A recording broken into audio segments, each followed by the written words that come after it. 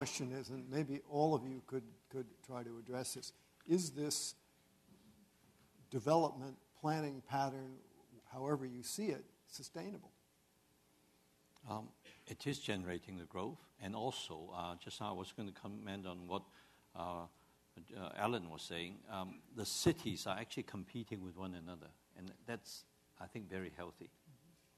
And they really, for example, if I'm doing a project in one city, they will try and help me attract tenants into my project by giving tax breaks and everything else.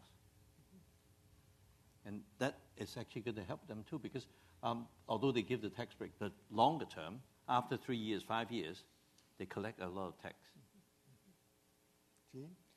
Well, I was going to say that I think that as China gets more confidence with its development, that the desire for greater quality architecture and better planned places will take place.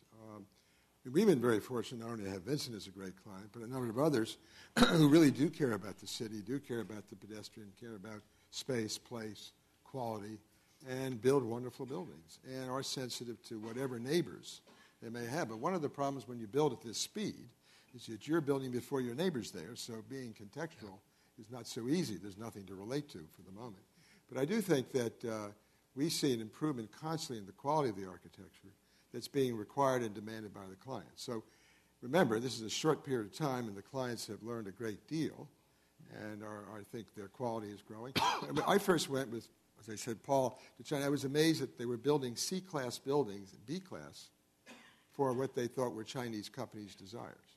And they discovered soon after that the tenants wanted A buildings. They could be Chinese, but they still wanted to be in quality buildings. And that began a movement to build much better buildings quicker than may have otherwise taken place. I mean, it's normal to build an A-quality building over years. It slides down to a B.